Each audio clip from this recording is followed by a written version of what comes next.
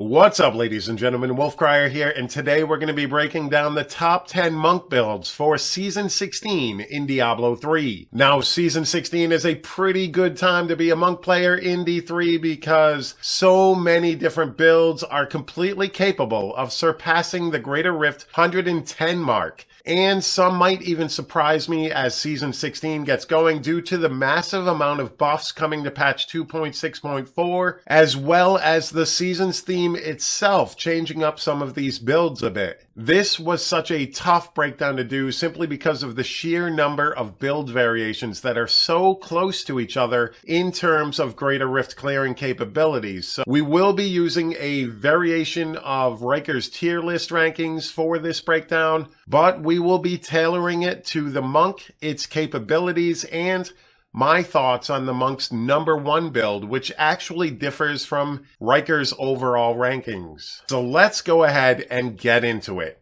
Starting off in the D tier, we have Legacy of Nightmares, Wave of Light build, and the Inna's Exploding Palm builds. These two builds should be completely capable of GR 110 area, possibly going over a little bit higher than that, but personally, for the Legacy of Nightmares Wave of Light build, I would not go with this build at all.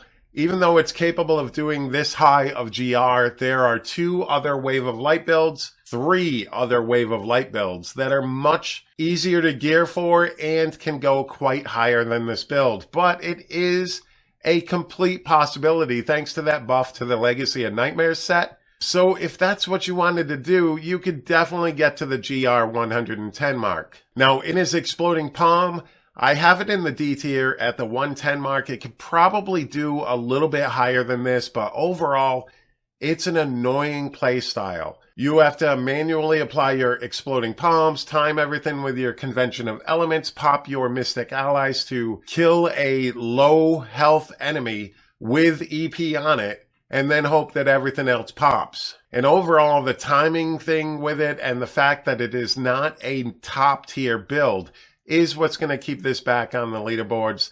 It's a very hard build to play. One of the hardest builds for the monks to play. And I played it a lot during Season 5 and I think Season 6 as well. And overall, it takes a lot to get used to, and you have to nail that timing down perfectly in order to progress in higher GRs. And I think that it's totally not worth it to play unless you just want to mess around with the build and have some fun trying to nail it and get it down. So I would put both of these builds around the 110 mark for Greater Rift clearing capabilities. Now in the C tier, we are looking at Legacy of Nightmares, Lashing Tail Kick, which I figure can do around a 112, 113 area. This might actually be able to push a little bit higher, but it is slightly inferior to the Sun Wuko's Lashing Tail Kick build. So I think that if you're going to go Lashing Tail Kick, you're going to want to go with the Sun Wuko's version, especially the Sun Wuko's Focus and Restraint version, which falls into the B tier, along with the Inna's 6-piece, Uliana's 4-piece, 7-sided strike build. Both of these builds should be capable of 115 plus GRs. The Inna's Uliana's build could possibly push a little bit higher, but again, it's one of those where you're waiting on your cooldown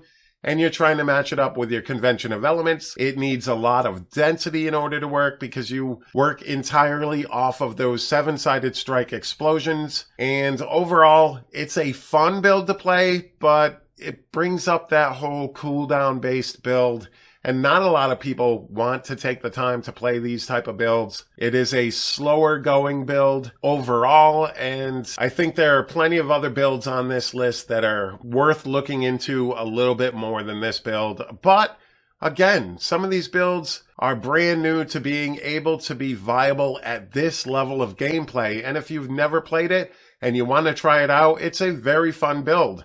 I enjoy it. If I'm going to play Inna's in the upcoming season, I'm probably going to fool around with this build as well. Now for the Sun Wuko's Focus and Restraint Lashing Tail Kick, because of the Season 16 buff where you get that Ring of Royal Grandeur buff at all times, you can now run Focus and Restraint with Sun Wuko's Lashing Tail Kick, and that adds a hefty amount of damage to this build. So something you might want to look into if you're tired of that whole Wave of Light scene and don't want to run a generator build or Uliana's EP, this might be a route that you want to try out, because it should definitely be capable of 115 plus. Alright, so now we get into the A tier. This is where things get a little bit tricky with trying to make predictions on where each build is going to land.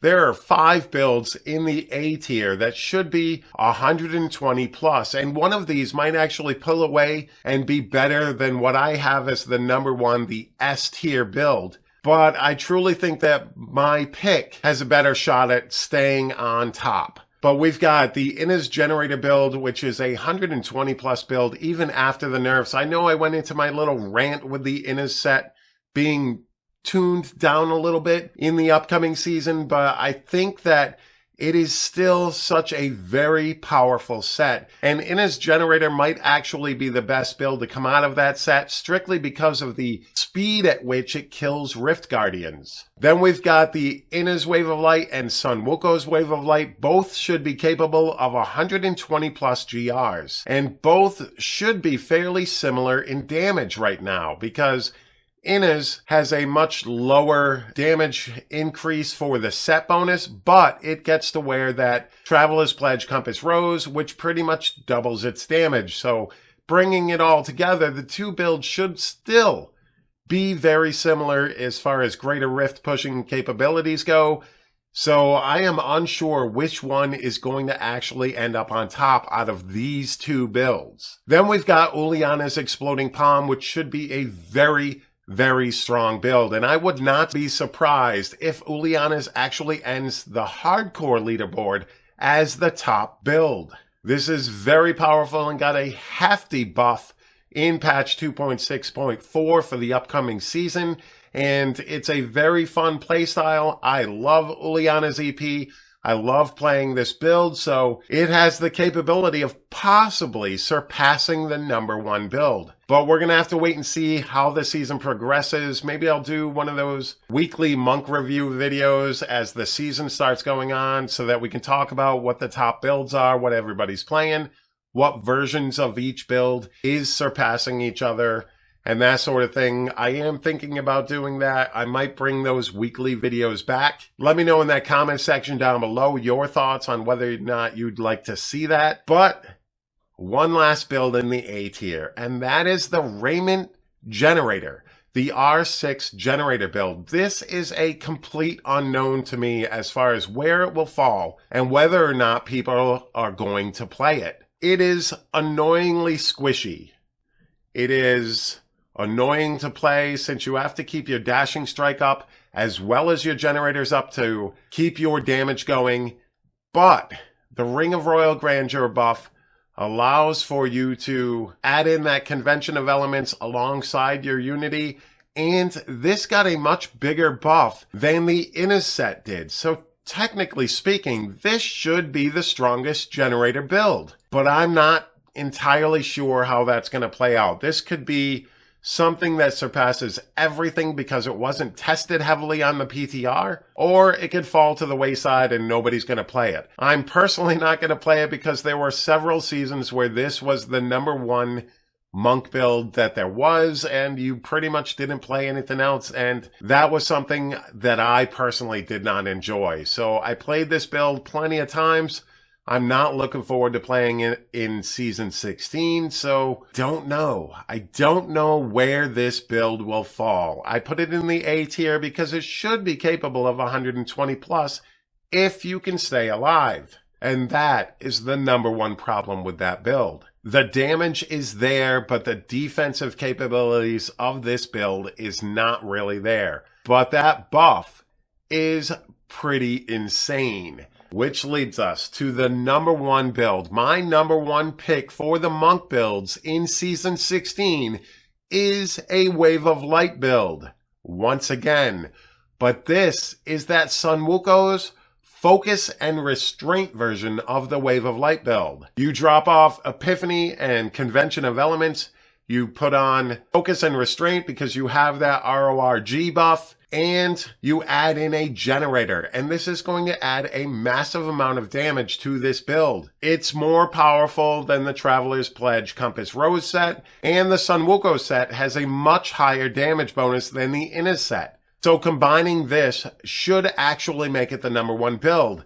Now, this is a harder playstyle for the Wave of Light builds because you do have to hit something in order to spark your Focus and Restraint 50%, and then you get that other 50% when you fire off your Wave of Lights. But there are people out there doing it. Highly skilled players are capable of doing this now and putting it on the top of the leaderboards. When you add in the fact that they were already doing this without a Unity, those of us playing this build might prefer to put the Unity on instead of that RORG, that Ring of Royal Grandeur. But those people that were already playing this build and have a handle on this build can now add in Convention of Elements, allowing them to push even higher. If it wasn't for the Ring of Royal Grandeur buff, I would say one of the Innis builds or Sun Wukong's or Uliana's would be the #1 build. But because of that ring buff, Sun Wukong's with Focus and Restraint and Convention of Elements is the highest DPS build out there for monks. It is a little bit squishier because if you're running Convention of Elements, you are not running Unity. But there are people out there that were already playing this build and putting it towards the top of the leaderboards. And Blizzard just gave it a ton more damage by that Royal Ring buff and buffing up the Sun Wukong set. This should be the #1 build, in my personal opinion. Now, the others are completely capable of keeping within 2 or 3 Greater Rift levels, but this should be the #1 build. And that is my prediction, ladies and gentlemen. Sun Wukong's Wave of Light, but the Focus and Restraint version should overtake all other monk builds by at least a couple of GRs. And I would put this as a 123, 124 plus build. I just think that this build is going to wreck everything in terms of damage. Since they toned down the Innis generator and the Innis Wave of Light, Sun Wukong's Focus and Restraint Wave of Light should be the #1 build. All right, ladies and gentlemen, let me know in that comment section down below what you thought of my rankings for the monks builds in Season 16, as well as what you're going to be playing in this upcoming season. Thank you so very much for taking the time out of your day to click this video. I greatly appreciate it. And don't forget to hit that like button, hit that subscribe button, and definitely comment down below. I want to know your thoughts, because I do think this is going to be the case. Sun Wukong's Focus and Restraint Wave of Light is going to take all. All right, ladies and gentlemen, thank you once again, and you all have a fantastic day. Peace.